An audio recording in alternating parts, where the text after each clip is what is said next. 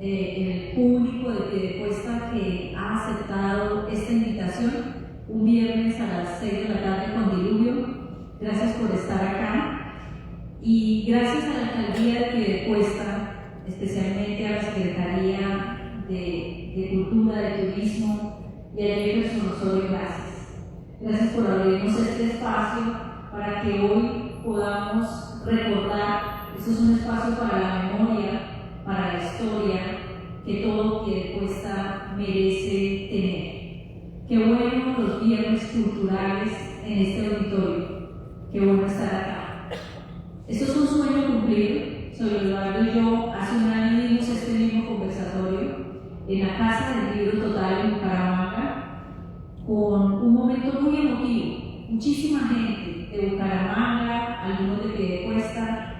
Hubo mucha emoción, hubo muchas sonrisas, muchos abrazos, muchas lágrimas, pero sobre todo muchos recuerdos. Mantener viva la memoria es la obligación que nos corresponde a estas generaciones. Hoy, además de hablar de Don Zoilo Santamaría, que es súper extenso, podríamos quedarnos una vida entera hablando de todas sus proezas, vamos a hablar de la Piedecuesta de los años 70, 80 y 90, porque los hechos que hoy vamos a narrar sucedieron en ese momento, en una Piedecuesta que hoy ya no existe. Y me agrada mucho que haya gente joven acá, porque esto que sucedió y que nos va a contar sobre Eduardo pasó en una Piedecuesta que olía a tabaco. Todas sus calles olían a tabaco y en cada casa había un fabriquín. Era un pueblo tranquilo de 15 calles y 15 carreras hasta los años 80, cuando ya llegó el barrio Cabecera del Llano, a donde yo llegué, era ya de 20 carreras y 15 calles. Y a los alrededores había cañaduzales, y el pueblo a sus afueras olía a panela. Pero además de panela, si nos íbamos por el lado de la salida a la mesa, ya para coger el camino a la mesa, olía a gallinazo, porque estaba habitado. Y es que en ese momento de los años 70 y los años 80, la única fuente de empleo, o por lo menos la mayor fuente de empleo que había en Piedecuesta, eran los fabriquines, los trapiches y Alicampo. Y de eso vamos a hablar. Así que esta noche nos convoca a hablar de un gran personaje, de estos hechos que sucedieron, y para eso me acompaña Eduardo Santamaría Gamarra, el hijo de Don Zoilo Santamaría Otero, quien lo acompañó en esas vivencias. Gracias, Zoilo, por haber aceptado la invitación. Bueno, muchas gracias, buenas noches a todos y muchas gracias, Alexandra, para ti, muy gentil por este reconocimiento al padre, de verdad que fue muy gentil. Muchas gracias. Y bueno, hablando de esa época, estamos hablando, nos toca que remontarnos a la época de hace 40, 45 años, que déjenme decirle, me trajo a la memoria algunas cosas de lo que se hacía en esa época de la industrial, que una era el tabaco, y eso existían esos canelles, no sé si alguno de ustedes alcanzaron a conocer eso donde se secaban las hojas del tabaco. Son unas cosas así de grandes y ahí con las hojas del tabaco las ponían a secar, pero había el tabaco y había una cosa muy importante, ¿sabes cuál es? A ver si alguien tiene idea, les voy a preguntar si tienes idea de qué había. Además del tabaco. Del tabaco. Los trapiches. Los trapiches, había otra cosa importante. ¿Cuál era? El fique. Ah, sí. Y eso era, pero es que era muy particular, ¿sabes? Porque para hacer el fique, para sacarlo, eso usan una máquina y eso hace un ruido, pero tremendo. Y tú lo escuchabas desde las montañas y así sacaban el fique. Eso era muchísimo lo que hacían en esa época. Trabajando el fique en esa época. Qué bien, soy Eduardo, muchas gracias. Y bueno, como ya lo he dicho, para mí es un conversatorio muy especial porque los otros conversatorios que hemos hecho, es la primera vez que lo hago en Piedecuesta, pero los otros que hemos hecho en Bucaramanga, hemos hablado de personajes que yo desconozco, personajes que vivieron en el siglo XIX, pero este personaje del cual vamos a hablar hoy sí lo conocí. y sí lo vi y sí tengo memoria de qué pasó con él y del impacto que generaba el pie de cuesta. Así que empecemos, soy Eduardo, hablando de los inicios de don Zoilo Santamaría Otero, donde nace, quién era su familia de base. Bueno, mi papá es un Zapatoca, es oriundo de Zapatoca. Mucha gente cree que es de Piedecuesta, pero nada. Mi hombre es de Zapatoca y mi mamá es de San Vicente. Ellos subieron, tuvimos su familia y se vinieron aquí a Bucaramanga. Mi papá empezó de ceros, mi papá no recibió ninguna fortuna de nada. Nos cuentan en esa época que de joven mi papá, mi mamá hacía habas, ya cocieron, yo no sé cómo se llama, tostaba, esa es la palabra, tostaba las habas y mi papá iba a las vendía en San Vicente en esa época, ¿sí? Y él también tuvo la fortuna pues obviamente fue un tipo muy emprendedor, muy juicioso, y tuvo la fortuna de trabajar con un señor, no sé si alguno de ustedes lo alcanzaron a conocer, bueno, no conocer, pero escucharle, que se llamaba don Julio Martín Acevedo Díaz. Él fue el gobernador de Santander hace 40 años, ¿sí? Y él prácticamente con don Julio, mi papá decía que él era su mentor, él era en esa época, pues trabajaba con él en la finca. Había una finca que se llamaba El Litoral. Nosotros con Alexandra, todo inició porque nosotros nos fuimos una vez en un paseo por allá a conocer una casa que queda hacia la carretera Barranca, donde está el lago de Tocopolo, y fuimos a conocer una casa de Lenguerque, ¿sí? Entonces, bueno, ya estuvimos mirando eso y yo ahí conocí, cuando mi papá trabajó de joven, o sea, todas las historias que él me contaba, cuando él era joven trabajó en ese sector, ¿sí? Trabajó en esas fincas como capataz. En esa época mi papá me contaba a mí, me decía mucho, y esa es la realidad hoy en día. San Vicente es una tierra, tiene una de las mejores tierras de Colombia. Eso es una locura lo que él lo decía, lo que produce San Vicente. Uno de los mejores cacaos de Colombia, café de Colombia, aguacate sanvicentano ni se diga. Y el ganado, producían muchísima leche en esa época y él se formó en esa parte y ahí empezó sus pinitos para después ya iniciar su vida pues de empresario, que fue bastante duro. El hombre, o sea, llegar, cuando uno ve cómo es el proceso de una persona a llegar y tener tanto éxito, eso sin nada, ¿sí? Él, por ejemplo, hablamos de una vez, él trabajó con los que hoy se llaman los hermanos García, los de Garcillantas, ustedes lo deben haber escuchado. Él era un capataz de ellos en esa época, ¿sí? Y él, en esa época, él les vendía y les compraba el café allá en San Vicente a ellos. Ellos eran una gente de mucho dinero, ¿sí? Y ocurrió una anécdota muy chistosa, muy particular.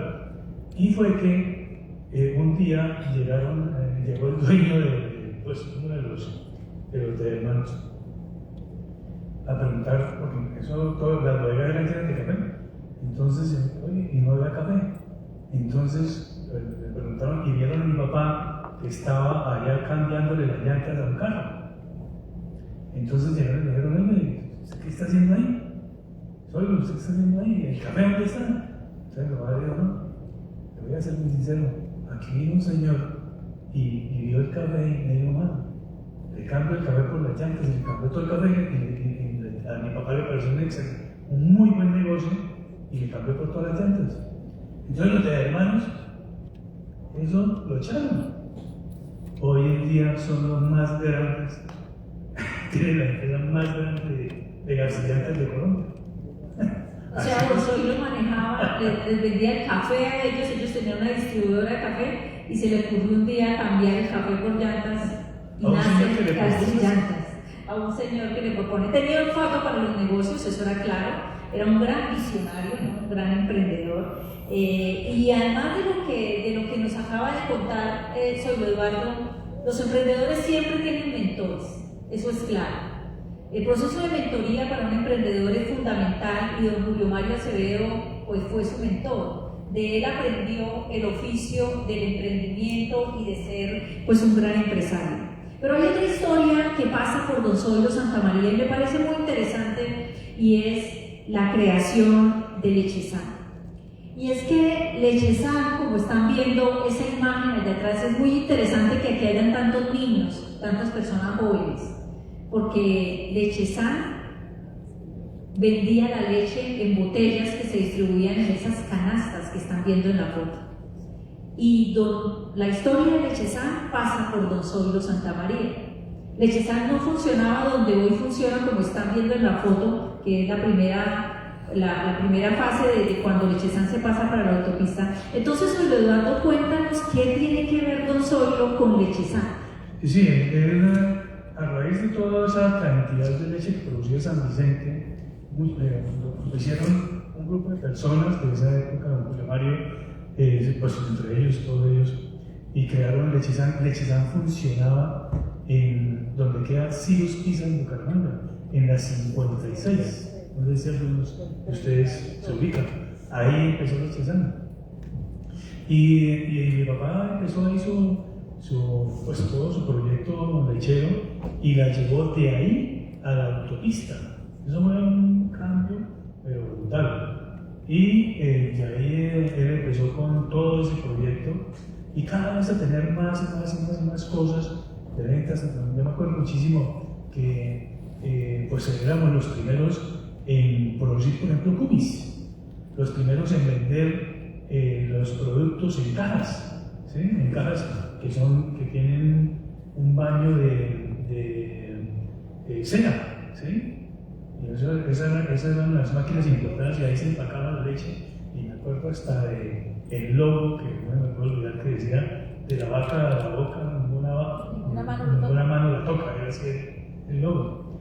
Y ahí se hizo él hasta que terminó su estadía en Lechezán. Duró como unos 15 o 18 años, y ya de ahí él después tuvo algunos inconvenientes con algunos socios, y bueno, se terminó todo, y ahí empezó, después de que terminó Lechezán, empezó su proyecto avícola.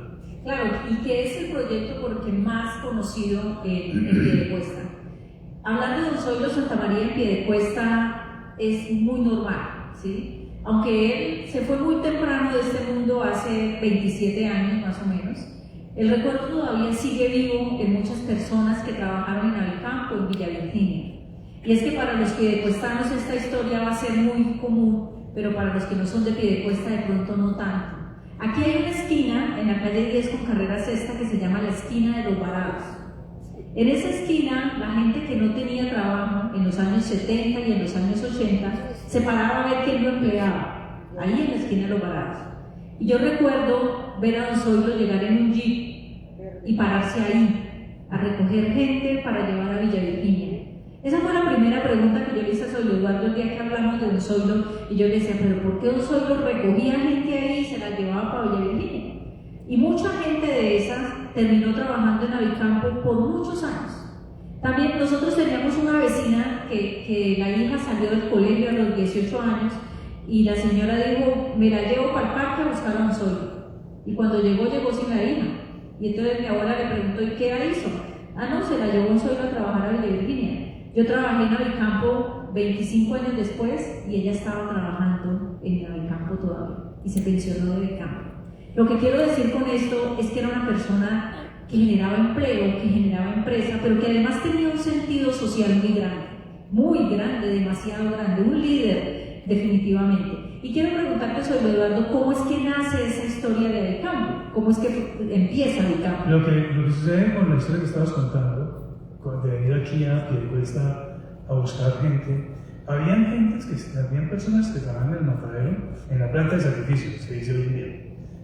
Pues ellas ya eran personas que estaban ahí permanentes, eran contratadas. Pero lo que sucedía es que en Villa Virginia Biolín era casi el centro de operaciones de todo. Entonces ahí estaba la planta de sacrificio, congelamiento, conservación, estaba la planta de concentrado.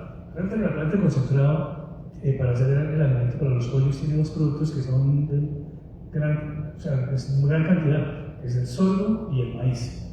Entonces cuando llegaban los camiones, mulas, a descargar sorgo y maíz, entonces ahí es cuando tocaba que ir a buscar los coteros a qué cuesta, ¿sí?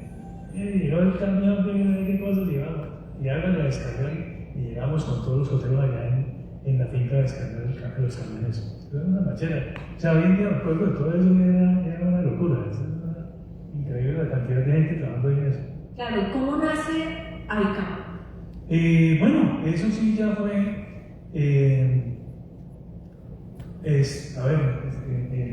Las grandes empresas nacen de desastres, les digo. Yo me acuerdo mucho, mi papá tenía los balcones de esa época, yo creo que era algo como esto de grande, cabían 100, 200. Entonces tenía un balcón como con 250 pollos. Y una vez ahí, nosotros vivíamos en La Aurora, tenía un congeladorcito así pequeñito. Bueno, entonces mi papá, ese día sacrificamos unos pollos. A ver, diga usted, tal vez a ese congelador le cabían 50 pollos, yo creo que no le cabían más. Entonces los sacrificamos y los llevamos a la Aurora, ya lo que diríamos nosotros, y los metimos ahí en el congelador para que se congelaran. Sí. Bueno, entonces al siguiente día abrimos el congelador para venderlos, estaban todos verdes, pichos. Máquina, pues claro, lo que sucede es que para uno quitarle las plumas a un pollo, pues hay que calentarlo, hay que echarle un agua caliente, quitarle las plumas y toda esa cosa, pero lo que hay que hacer es enfriar el proceso de, ¿sí? Con mi papá no sabía eso y nos metió todos allá al congelador. Se le dañaron todos. Entonces, bueno, vamos a mi papá otra vez, toca que volver a hacer esta vez. Y entonces eso fue el problema con mi mamá. ¿Usted cómo se va acaba de perder una cantidad de plata? ¿Cómo se va a volver a meter en eso? Y se metió otra vez en ese cuento. Y ahí con Purina, en esa época, Purina ayudó muchísimo a mi papá a ingresar a la agricultura.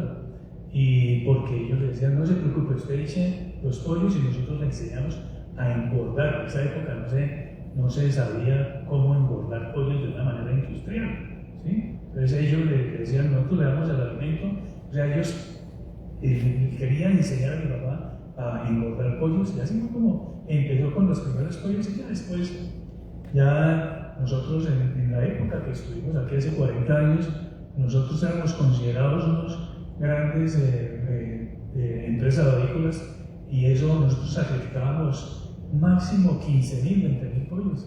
Hoy en día una empresa avícola sacrifica 300, 250.000, 300.000 pollos, ¿no? Pero en esa época era una cosa impresionante, una cosa grande. Así fue como empezaron. O sea, empezaron a prueba y error, sacrificando los pollos en Villa Virginia y congelándolos en La Aurora. Imagínense la distancia pequeña que hay para llegar allá, y a prueba y error. Así se forma un empresario. Así se forma un empresario. Pero además Eduardo me contó que se lo vendían a los vecinos. El pollo que sacrificaban y que luego congelaban se lo vendían a los vecinos de La Aurora al principio. Y ahí nace algo muy interesante, porque muchos de nosotros, o yo no lo sabía, yo ya lo sé, pero muchos de ustedes no lo saben, y es la historia del restaurante El Cacareo. ¿Cómo es esa historia del cacareo y qué tiene que ver el cacareo con Don Zoilo? Bueno, sí, eso sí ya fue mucho tiempo después. El cacareo yo creo que fue hace como unos 20, 22 años. No, simplemente eso es una parte, un negocio agrícola tiene muchas cosas, ¿no? Tiene muchas dependencias. Entonces una de las partes era vender el pollo, ya hecho, asado. En el cacareo lo vendíamos asado, y eso fue una innovación que él tuvo en esa época. Lo mismo, alcanzamos a procesar ganado vacuno, vender carne de res en algunos almacenes. Se alcanzó a hacer eso un poco, pero eso fue más complejo.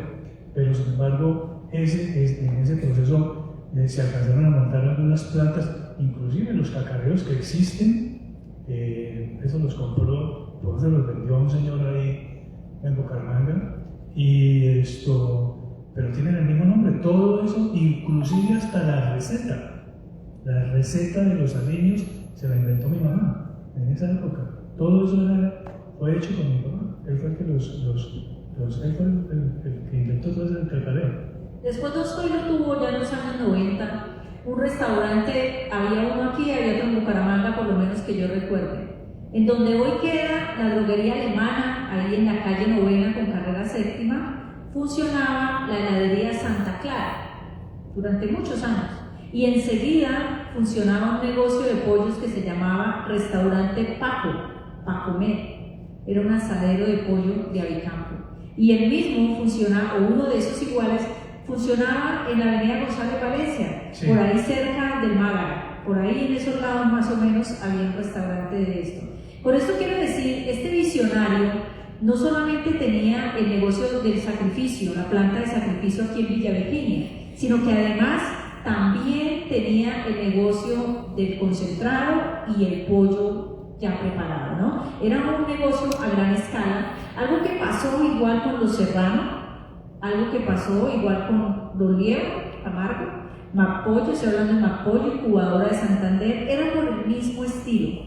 Hoy lo que vemos con Inversiones Aliar de Jaime Liévano era algo que se creó desde esa época y que tenían pensado estos visionarios, de cómo ellos mismos sembrar la materia prima del alimento de los animales y ellos mismos fabricar el alimento y engordar los animales, sacrificarlos y luego vender el producto terminado. Economía de escala, que claramente hace 50, hace 40 años era mucho más complejo que hacerlo ahora. Pero entonces ahí me surge otra duda, y es que una de las grandes obras que se le deben a don Zoilo Santamaría Otero es el desarrollo de la Mesa de los Santos y la carretera que de Piedecuesta conduce a la Mesa de los Santos. Eso es una gran proeza que no podemos olvidar. Nosotros no podemos caer en el error de pensar que todo lo que hoy tenemos estaba así siempre y estuvo siempre, porque hubo gente que no la vio fácil en ese momento y que tuvo que construirla.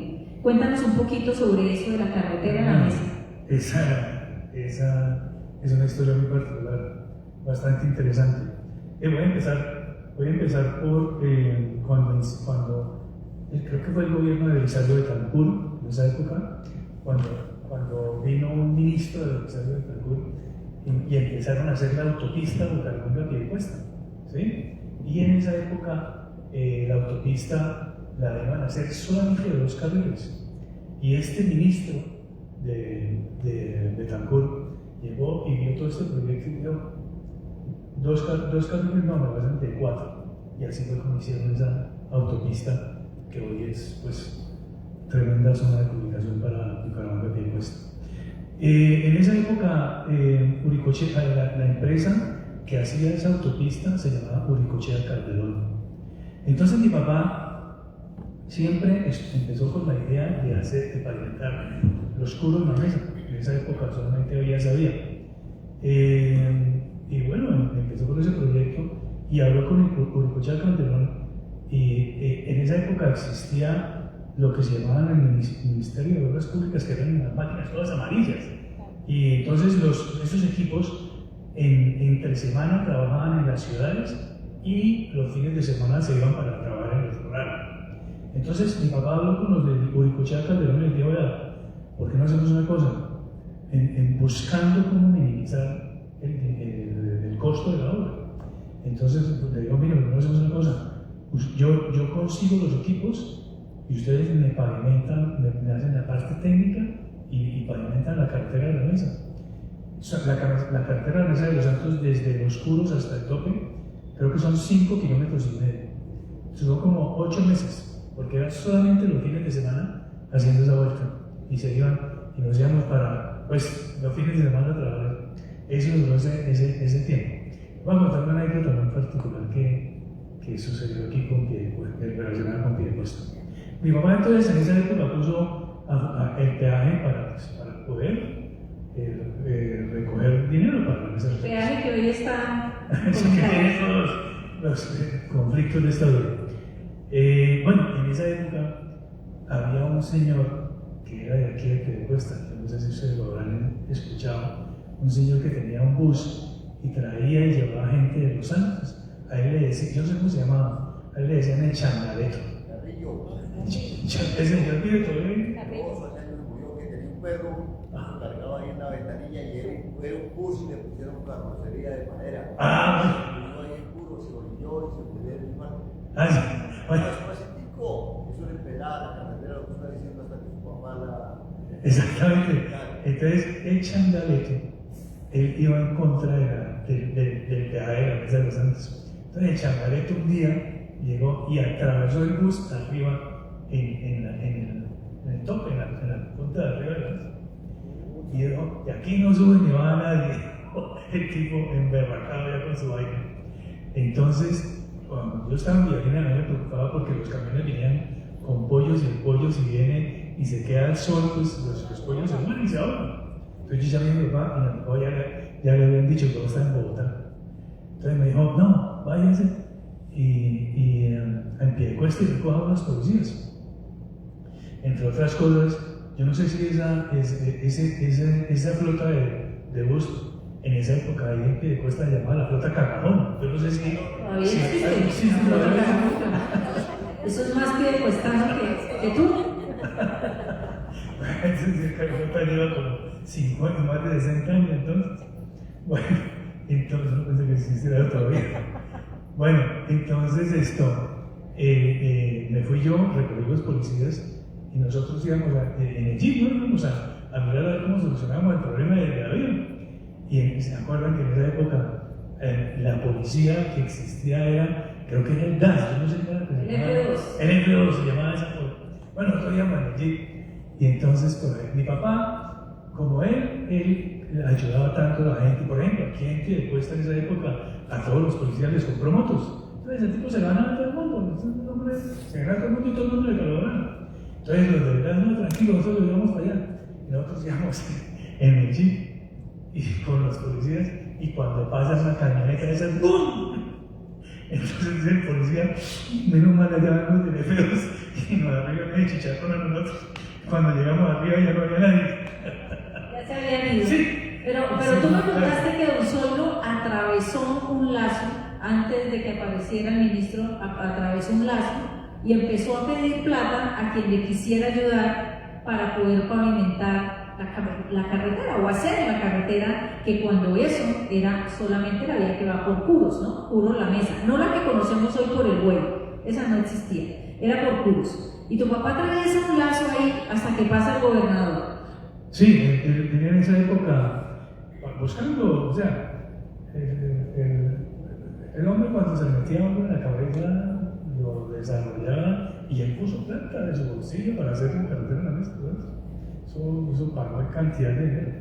Y entonces en esa época buscando como de financiar, yo estaba muy pelado, tenía como 20 años, y él con un lazo, entonces llegaba la gente, no, ayúdenme ahí con la carretera.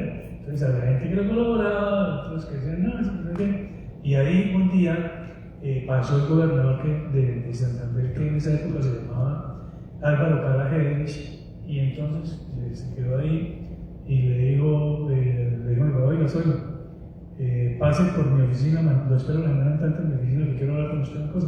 Entonces mi papá cogió el brazo y le dijo, mira, doctor, usted aquí no se va hasta que no me cuente a qué me necesita. Le digo así, no, usted me va a dar aquí con esta. El tipo le dijo, ¿usted quería el gobernador de Santander? Perdón, alcalde de Piedecuesta. Yo de una vez lo nombró alcalde de Piedecuesta.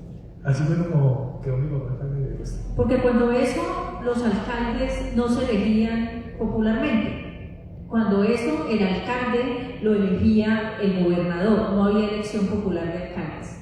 Y posteriormente a esa alcaldía, ¿qué pasa con Don Zoilo? Él tenía un sentido social muy alto. Además de dar trabajo, también recuerdo, aquí en Piedecuesta, en la calle 11 con carrera sexta, quedaba un granero de un señor que era de apellido Salazar, don Roberto Salazar. La familia Salazar en Piedecuesta es muy conocida, muchos empresarios de esa familia. Y él tenía un granero ahí.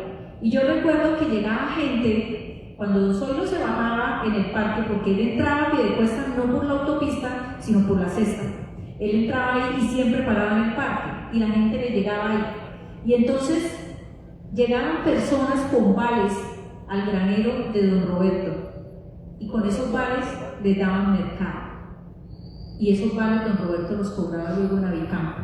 Y lo recuerdo porque muchas veces vi a don Roberto diciéndole a la gente: dígale a Zoilo que le faltó colocarle el valor, o que le faltó colocarle la firma. Entonces la gente se devolvía al parque, pues a una cuadra, y don Zoilo firmaba, iba y le cambiaban eso por mercado. El sentido social era muy alto, y entra don Zoilo en la política, ¿no?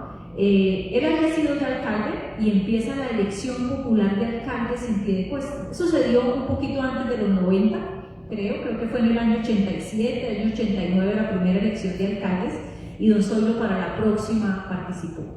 Yo creo que en esa elección fue una elección muy grande, y cuando entendí de quién estábamos hablando y quién era ese gran líder que había en Piedecuesta, porque cuando eso, la política no se hacía como se hace ahora, no era, las cosas eran diferentes, muy diferentes. Piedecuesta tenía una tarima ahí en el parque principal, cuyo techo era de zinc. Eso la gente que metía allá debajo de la tarima a hablar, eso de cocinaba, eso era un techo de zinc que había ahí, una tarima improvisada. Y entonces solo había cuando eso dos candidatos, uno del Partido Rojo y otro del Partido Azul. Don Zoilo era del Partido Azul. La Casa Faisalista, eso era el partido de don Zoilo. Él era partidario de Faisal Mustafa, ¿no? Entonces, recuerdo que la gente se subía un candidato a la tarima y daba el discurso, y se bajaba y luego subía el otro, el mismo día. Eso era el mismo día, ahí mismo se hacía. Y los participantes, los simpatizantes de los unos y los otros estaban todos sentados en el atrio de la iglesia. Eso no era como ahora, eso era totalmente diferente. Sin embargo, pasaban cosas. Y en ese momento el candidato se llamaba Alfredo Camargo, el del rojo. Y el del azul era don Zoilo Santamaría. Ese era el candidato. Y se subió Alfredo Camargo, y primero subió don Zoilo. Y entonces don Zoilo dijo, y lo sé porque yo estaba ahí, yo era muy pequeña, pero estaba ahí, y me acuerdo que fui con mi hermano a ver eso. Y don Zoilo dijo: yo soy el único que tengo 1.500 millones de pesos para aportarle a dar empleo en Piedecuesta. Después de que don Zoilo se bajó, se subió el otro candidato, Alfredo Camargo, y él dijo: ¿ustedes qué prefieren? ¿Un hombre como Zoilo Santamaría, que es un abuelo, que está a puertas del cementerio, o una persona joven como yo, que puedo trabajar mucho por Piedecuesta? Decida pueblo piedecuestano. Después de eso fueron las elecciones. Don Zoilo pierde las elecciones populares. Ya había sido alcalde, pero por elección del gobernador. Y queda alcalde Alfredo Camargo. Él se enferma, desafortunadamente él se enferma. Yo estudiaba en el Cefeco y Alfredo Camargo había sido coordinador, él era profesor y había sido coordinador del BAIN, que era en la nocturna del Cefeco. Entonces a nosotros nos llevaron a la misa que le iban a hacer a Alfredo Camargo por su salud. Él ya estaba muy mal, ya lo tenían que llevar varias personas cargando para subir la iglesia, y la persona que estaba arriba recibiéndolo en el altar era don Zoilo Santamaría. Y ese día entendí la nobleza de una persona, de un ser humano como él, que aparte de visionario, empresario y gran sentido social, conocía lo que es la palabra bondad. Ese era tu papá, ese era él. El hombre tenía, alguna vez que encontré un escrito en la casa, pues, y decían: nací para servir. Y ese era su eslogan más grande, que él ayudaba muchísimo. Pero a mí me cuento la historia de cómo entró mi papá a la política, porque eso es una historia muy particular. Como mi papá empezó todo lo del asunto de la mesa de los años, pues obviamente se ganó el cariño de la gente sin estar buscando. No estaba buscando para nada política. Y ustedes saben que el Piedecuesta era más liberal que conservador. Siempre ha sido muy liberal. Y aquí los que han manejado siempre liberalmente, yo no sé actualmente, no soy muy metido en política. Pero en esa esa época era la familia Arenas, del gobernador Miguel Ángel Arenas. Miguel Ángel, ¿sí? Y de esos Arenas. Ellos eran, ¿sí? Entonces, eso al doctor Arenas, pues le incomodó mucho, de ver que un señor apareció de la noche a la mañana y entró pues con gran admiración de toda la gente de la Mesa de los Santos y de esta región. Y entonces el hombre se empezó a meter y mi papá, pues tampoco era ningún pendejo que se diera, ¿no? Entonces él empezó su carrera política así, pues enfrentándose a Miguel. Y ahí pasaron muchas cosas y con Miguel y bueno, él desarrolló su proyecto político normal. Fue bastante interesante. Voy a contar esta anécdota cuando estaba en la alcaldía. Nosotros en la empresa, nosotros teníamos radioteléfonos por todas en esa época nos comunicábamos por medio de radioteléfonos. Entonces teníamos radioteléfonos en Bucaramanga, en la finca, en todas partes. Pues mi papá, me da precisamente, puso el radioteléfono ahí en la alcaldía. Eso era chistosísimo. Llegábamos a entrar a la alcaldía y mi papá era desde la alcaldía. De la alcaldía de Virginia. Manejando Villavirín y manejando la empresa. Pero era un cuento, ¿no? Era muy chévere. Y bueno, así fue como el hombre conoció una faceta bastante interesante que fue la política, que eso lo llevó a bastantes pérdidas. Muy complicado. Claro, pero también hay que recordar una escuela, un jardín infantil que había aquí en la 10, aquí subiendo, calle 10, carrera con carrera 11, entre 11 y 12. Se llamaba Nona Gilma. Ese jardín infantil era una escuela, un colegio.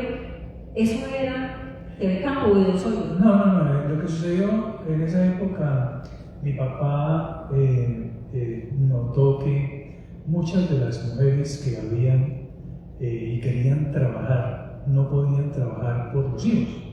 Entonces él montó ese jardín que se llamaba Nona Gilma, es el nombre de mi mamá se llamaba María Lidia, pero todo el mundo decía Gilma. Entonces lo puso Nona Gilma. Y entonces él, ahí en ese jardín, cuidaba, yo no sé cuántos niños, eran muchísimos. Y aparte de eso, había muchos abuelitos que no tenían cómo que comer, y allá les daban el almuerzo. A todos allá es una subida por acá. Por la 10, aquí en la 10, saliendo a la esquina, subimos 3 cuadras y ahí quedaba Nona Gilma. Ahora hay un edificio en esa casa. Sí, claro. Eso, uno pasaba por ahí y decían, es que esta es la escuela del campo, pero ahora dice solo que era un jardín infantil que él montó para cuidar a los niños de las trabajadoras. Es que el sentido social era muy alto, era muy grande. Ahorita nos estaba contando una persona que llegó aquí a este espacio, que además montó la primera olla comunitaria que hubo en Piedecuesta, ¿sí? Hubo ollas comunitarias en Piedecuesta. La gente que no tenía para comer, pues iba allá, a esa olla que era subsidiada por Don Zoilo. El sentido social era demasiado alto. Y luego, como dice Zoilo Eduardo, pasaron cosas y desafortunadamente el tema comercial cambió y la situación llevó a que Avicampo dejara de ser de la familia Santa María. Y entonces, bueno, quiero Zoilo que nos cuentes un poquito los últimos años de Don Zoilo, porque pues... Oye, pero te voy a contar una anécdota muy particular antes de pasar a ese paso. Y fue que, pues evidentemente, volviendo al cuento de la rivalidad que hubo entre Miguel Arenas y mi papá, bueno, pasaron muchos años y entonces a mi papá le hicieron ese gusto que está allá en la Mesa de los Santos. Entonces, eso fue muy particular. Y en esa época estaba el pelirrojo, Gonzalo Prada, que era una extraordinaria persona, muy amigo de la familia de mi papá. Este auditorio se llama Gonzalo Prada Mantilla. Exactamente, ese es el pelirrojo, ¿no? Era una persona excelente, ¿no? Excelente ser aquí, un político bastante grande aquí en Piedecuesta. Bueno, el caso fue que entonces, en esta vida las cosas salen así. Empezaron los señores de Fundemesa Fundemesa se llama una fundación que él hizo, que se llama Fundación para el Desarrollo de la Mesa de los Santos, y ellos pues ya después de que él murió y todo, empezaron a mirar a ver cómo hacían un busto para mi papá. Bueno, y cuadró y cayó en la cuestión del busto cuando estaba el gobernador Miguel Arenas. O sea, al que no quiere, ¿cómo se dice en la economía? El que no quiere caldo se le dan dos tazas. Bueno. Siendo gobernador, Entonces, Miguel J. inauguran el busto bueno, de entonces Osorio. vino la inauguración del busto de mi papá en la Mesa de los Santos. Obviamente él no fue. Y mandó a unos a reemplazarlo, ¿eh? Bueno, y allá estaba Gonzalo Prada. Y allá se encontraba Gonzalo Prada, ¿no? Y llega y me dice Gonzalo, yo tenía como 24 años. Y Gonzalo, yo no sé si alguno de ustedes conocieron aquí, tuvieron la oportunidad de conocer a Gonzalo Prada. Sí, don Gonzalo Prada era el que daba el discurso el sermón de las 7 palabras en Semana Santa. Desde el palco de la alcaldía, él contaba todo y mostraba, decía los pasos que iban saliendo. En Semana Santa siempre estaba al lado del sacerdote y todo, era un gran personaje. Bueno, y él tenía una particularidad y no, y es que él hablaba muy parecido a otro personaje de Piedecuesta que no sé si ustedes también sepan de que se llama Jorge Enrique Figueroa. Luis Enrique Figueroa Rey, que él hablaba muy particular y Gonzalo hablaba así. Entonces Gonzalo me cogió allá en el momento de la inauguración del busto de mi papá y me llegó y me dijo: ¡Hala, Zoilito! Los enemigos de su papá haciéndole un homenaje a su papá, un busto a su papá. No me podía ni creer nadie. Esa fue. Así es la política. Así fue. Eso cayó como tremendo para el gobernador, ¿no? Tú nombraste Fundemesa y Fundemesa fue propiciada por don Zoilo y algunos otros empresarios, entre ellos el doctor Alejandro Galvis Ramírez. Fundemesa se creó justamente para el desarrollo, la Fundación para el Desarrollo de la Mesa de los Santos.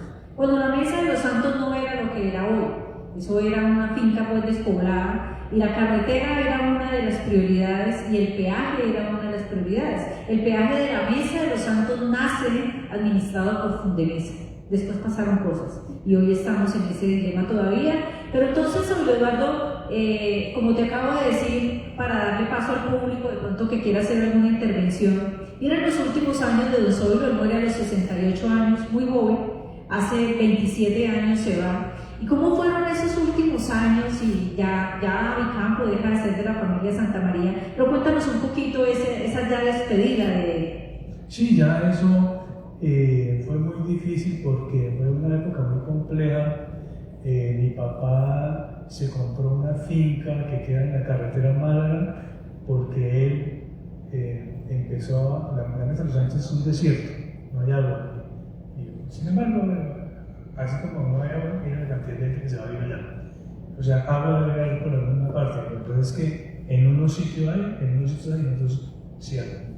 Entonces, y mi papá contrataba personas de la Universidad Nacional, llegaban geólogos, y a mí me decía: recógelo, llévelo a la mesa, para que vayan a buscar dónde va agua.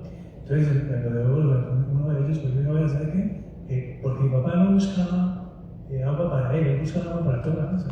Entonces yo le digo: el agua que usted busca no me encuentra aquí, toda la que busque por otro lado. Entonces mi papá empezó a buscar por dónde y encontró el río Maco que queda, que sus nacimientos están por la carretera a Málaga, por allá, olvido cómo se llama la vereda. San Isidro, la vereda San Isidro, correcto.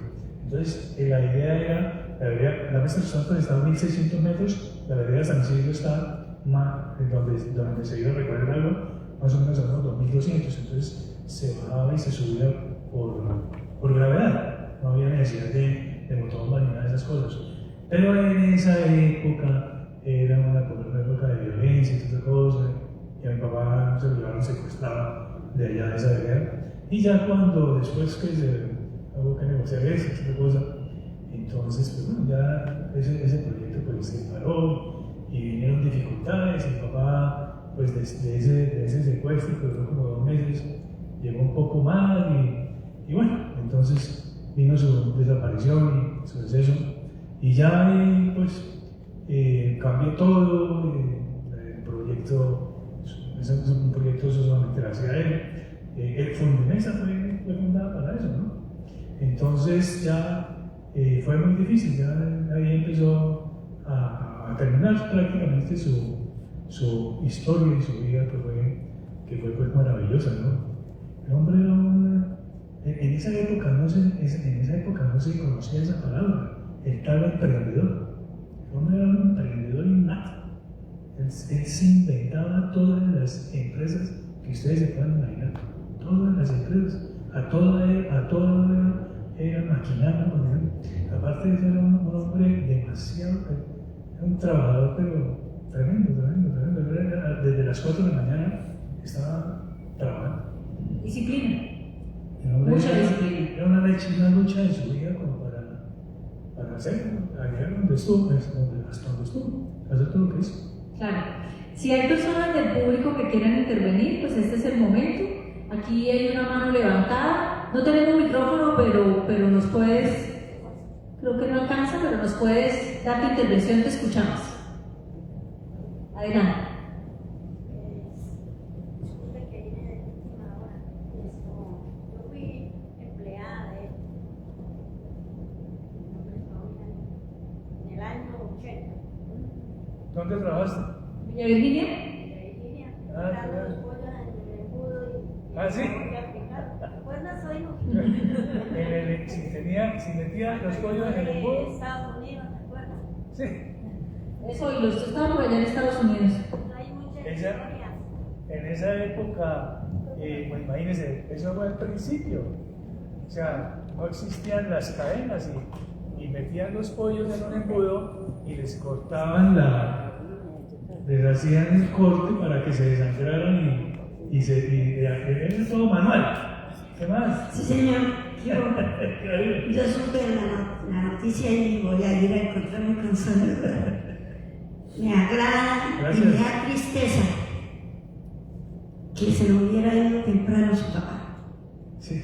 Porque fue el papá de mis 2 hijos, que era Gerson, Julián Niño y Yuri Paola, donde yo con mi barriguita trabajaba. Y tengo las fotos en la casa. Sí, señor, Qué bueno. soy y todo. Y de la fábrica y de la empresa, empacando y todo. Yo hacía de todo. Empacaba, mataba. Venga de empacar, niña. Era cuando me llevaban, porque me rendía. Y Imagínese, gracias. ¿usted tendría qué? ¿Cuántos años? Imagínese, ¿Unos 20? 22 años. Ay, sí. Y ella también trabaja en Hola. Nos vimos las caras. Sí, y mi hijo, gracias a Dios, tuvo el normalismo. Gerson, Julián. Ah, sí, Sí. ellos nacieron, ¿eh? Gracias al Señor. Qué bueno. Yuri no porque la mala administración y gracias a él, como he dicho, nosotros tenemos un delegado inolvidable Qué bueno, muchas gracias. que nosotros a veces nos caen una pieza desde aquel o en los camiones que nos íbamos. Así con la pipita lo que fuera. Se me va a acordar de una anécdota. Y me acuerdo que las cantinas así de leche, ¿qué hay para los chinitos que coman? Me va a acordar de una anécdota muy particular. En Villa Virginia, nosotros teníamos un bus de esos contratados de la flota Carcabona allá. Entonces, el personal trabajaba desde las 7 de la mañana hasta las 4 de la tarde, de las 5 de la tarde. A veces salían muy temprano.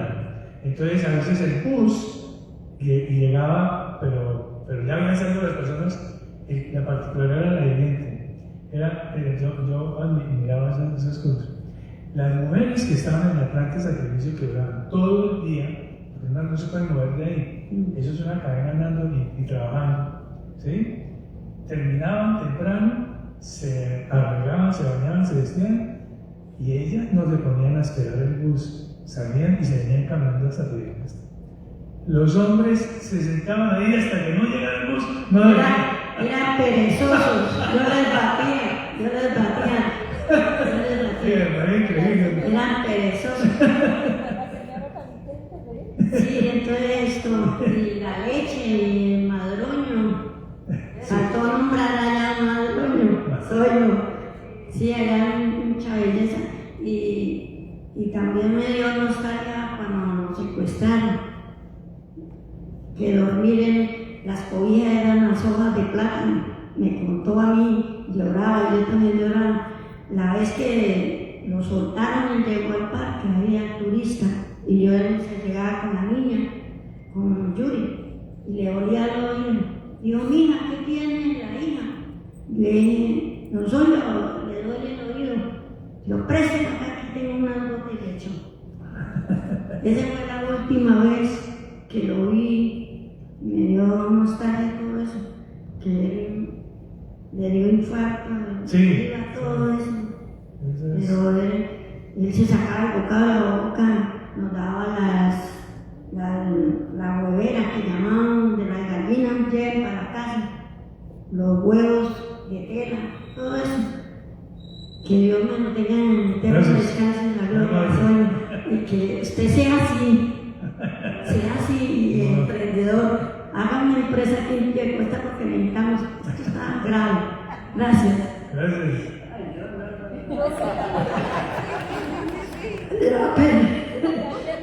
Paulina, tradúzcale, hágale la vuelta.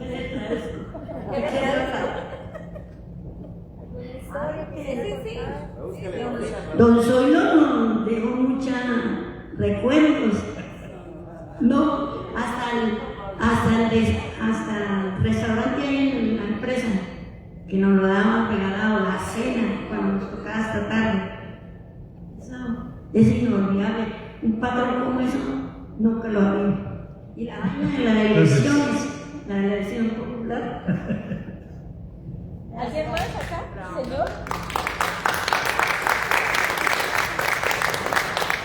Adelante, señor. No, más bien un recorderis para todos los que están en ese proyecto que hizo mi padre, incluso hace muy poco una profesional de apellido Cabanzo, creo que Fernando Villana, por eso usted logró a través de ese proyecto de su papá un mérito en una universidad de Londres, por ser, creo que fue cum laude, no recuerdo bien, ¿Sí?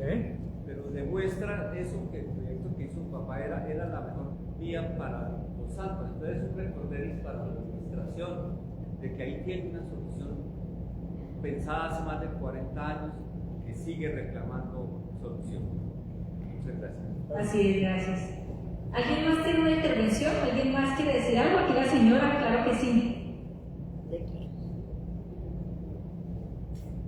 ¿Quieres decir algo? ¿Sí? Soy una persona sin ninguna línea de rencor y sin ninguna línea de envidia.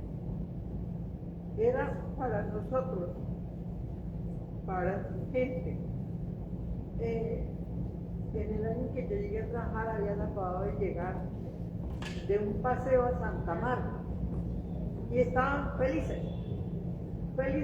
¿Y sabe por qué? Porque hoy lo habían conocido como un acordeón. La gente decía, los señores, no, es que yo nunca había visto un acordeón. ¿Qué le hago? Yo nunca había visto un acordeón, me decían los señores. Y yo fui muy popular. Entonces yo levanté a apoyar y antes mismo lo voy a hacer de esa. Yo fui muy popular y hablaba con todo el mundo, entonces no solo me tenía mucha confianza, muchísima confianza. Y me quiso mucho. Y una cosa que siempre me acuerdo, no soy lo que la gente lo repitió, es China, mija. Casi nunca usan el nombre, era China, mija, a la mija, venga, mija. Y cuando uno sacaba la piedra y no se echan los como el que viene, decía, y vuelvo a dar camechudo. fue huérfano y todo. Y una cosa que recuerdo nosotros es que hizo una huerta y todo el mundo teníamos verduras en la huerta. Todo el mundo. Y mandaban para allí, y mandaban para todas partes, mandaban. Y hasta le vendía, creo que le vendió a Ecopetrol. Creo que al comisariato de Ecopetrol le vendió verduras también. Cuando mandaban huevos, mandaban también esto. No sé si no recuerdo, pero sí me vendió a un comisariato de vendió pollo. Pero verduras sí. Había una huerta muy grande y habían 2 hombres encargados de esa huerta. Esas eran unas aullamas inmensísimas, unos repollos inmensísimos, pero yo creo que Anzuelo no recibió nada de esa huerta porque eso era demasiado barato. Demasiado barato, uno se podía llevar su auyama, sus repollos, habichuelas, de todo, es que había de todo, eso era ya como una ciudad, porque teníamos empleo, había escuela para los niños, había un lago que en muy pocas partes tenían lago, él hizo un lago y allá no faltaba casi el agua. Y cuando llegaba a faltar el agua, yo me acuerdo que yo fui en 2 ocasiones, no sé si fui a más. Cogió el tractor y dijo, a ver, voy a llevar todo este poco de mierda a la vaca. Y cogió el tractor, por todos lados y recogió bien y llegué allá. Y se sentó, y una de esas veces se sentó a cantar las lavanderas ahí en el orillo de allá donde, en el duende me llevó a la vaca. Dijo, cierren la planta, cierren la seleccionadora, cierren. Porque ustedes también tienen que ir a lavar, ¿no? Entonces sí, nosotros. Todo eso finalmente, el tractor tenía una carroza así, como, digamos, una habitación ahí atrás, una carroza. Y ahí eso llenísimo de vías y con bocotes de ropa. Y ya me acuerdo que nos cantó la lavandera. Dice, sentada junto a la orilla de la límpida quebrada, ya termina su jornada porque la ropa les brilla. ¡Qué bueno!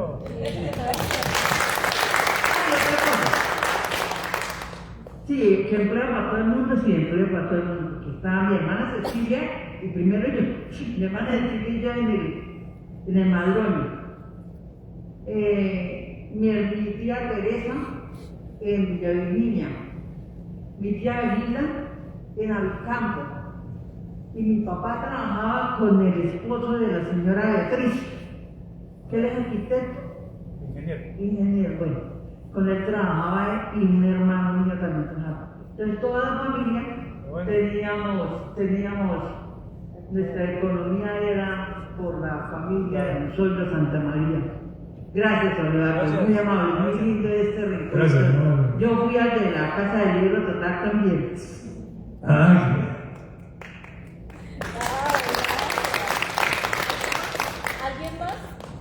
¿Alguien más quiere hablar? ¿Ese es el hermano? ¿Quién? Esperaba que me hablara porque, bueno, Dale. primero que todo yo vine aquí a traer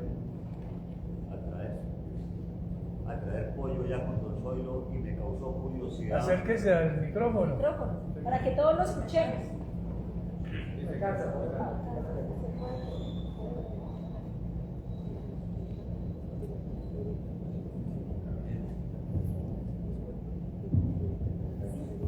Sí.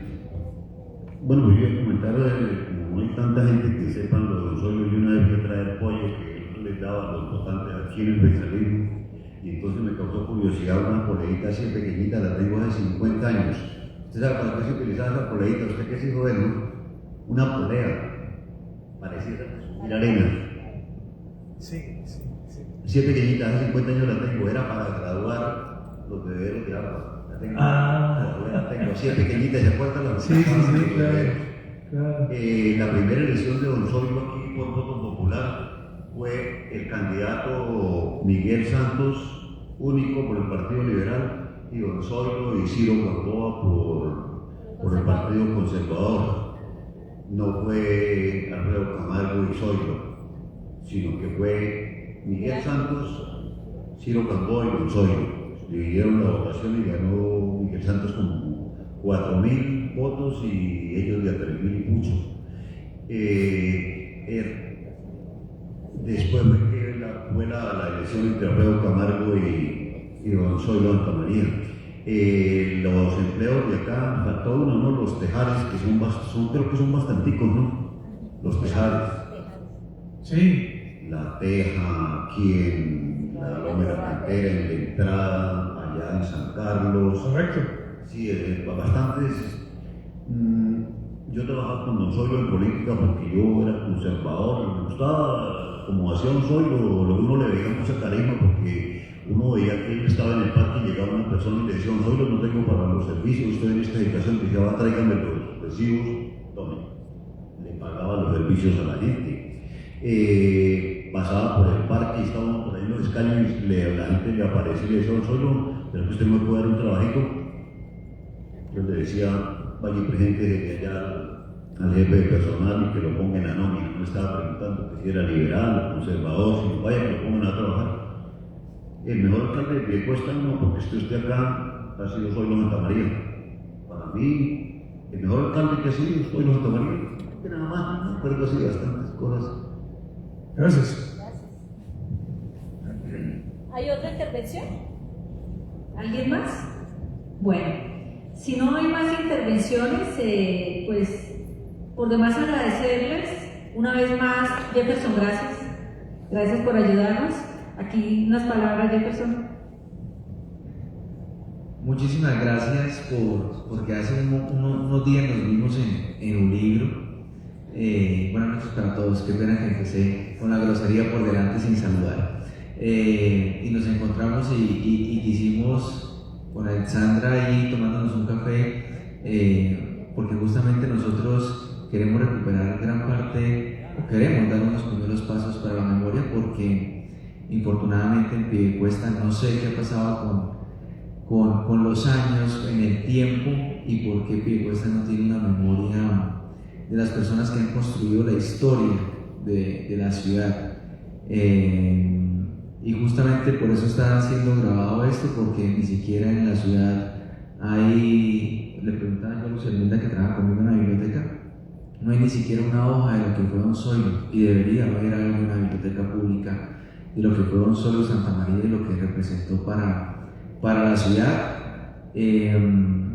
No sé de pronto la lluvia, porque muchas personas comentaron en la publicación de las redes sociales. Yo trabajé, yo viví gran parte también de la vida que vivió Don Zoilo, hice parte de su vida profesional, laboral y todo lo demás, pero siento que sí debe haber parte de la historia de Don Zoilo en la biblioteca pública. Entonces sea el momento de agradecerle a Alexandra y por supuesto a Eduardo por venir, y siento que debemos tener algo de Zoilo en la biblioteca. Me pongo a disposición también para que nos sentemos y podamos dejar eso plasmado en los libros, porque es que la gente que no recuerda o no ha vivido parte de su historia, de la memoria, pues pierde el amor por la ciudad. Pero si un joven en una institución educativa accede a un libro y conoce la obra de una persona que transformó la vida de otros, que hoy en día es difícil encontrar quien transforme vidas, y escuchando toda la historia de todo lo que él construyó sin ser piedecuestano, pero tal vez amó a su tierra más que muchos que sí nacieron aquí, merece estar en la biblioteca pública, merece estar en un libro, porque también es una iniciativa del hermano del alcalde y del alcalde de que haya unos libros de los personajes ilustres de la ciudad, y Don Zoilo, podemos decir que trajo parte del desarrollo de lo que estamos viviendo hoy en día en la ciudad. Yo he visto algunos videos de lo que él pues construyó, algunos videos inéditos, pero considero que si la familia tiene documentación, escritos de él, debemos sí o sí dejarlos, porque no podemos dejar que la historia pase y se quede simplemente en esto que estamos haciendo acá, porque tiene que quedar para futuras generaciones. Entonces gracias, y están pues con alguien que le gusta también esto y le quiere dejar un pequeño legado, pero un gran paso en la memoria y las personas que hicieron parte de la historia de la ciudad. Muchísimas gracias. Que sea un compromiso, así va a ser pronto estará el libro de Don Zoilo Santamaría, porque sé que Zoilo Eduardo va a ceder los derechos de la historia y a contarla, porque es importante que así sea, así que cuente con que eso va a pasar y gracias por la apertura. Nosotros tuvimos este sueño con Soy Eduardo de hacerlo, pero pues no teníamos acceso a quien nos prestara las instalaciones, tampoco lo buscamos porque vemos lo público muy lejano. Afortunadamente, cuando pedí tu número y me contestaste y siempre contestas y siempre estás con la apertura de hacer esto, pues uno ve que hay posibilidad de que eso pase, ¿no? Entonces, gracias a todos ustedes, gracias a los piedecuestanos que hoy vinieron, a la familia, a los amigos que hoy estuvieron acá en el diluvio de un viernes a las 6 de la tarde, venir a este auditorio, a este evento. Muchas gracias. Cosas como estas se van a repetir en Piedecuesta. Mil gracias. Muchas gracias.